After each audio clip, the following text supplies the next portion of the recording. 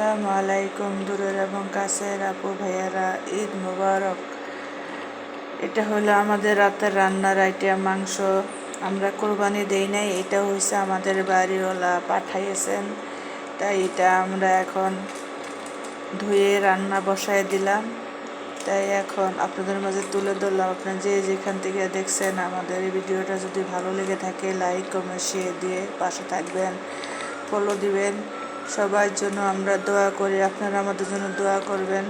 আল্লাহ তাআলা তো 3টা ভাগ করে দিছে, একটা হলো যেমন নিজের জন্য, একটা হলো আত্মীয় স্বজন, একটা হলো ফকির মিসকিনদের জন্য।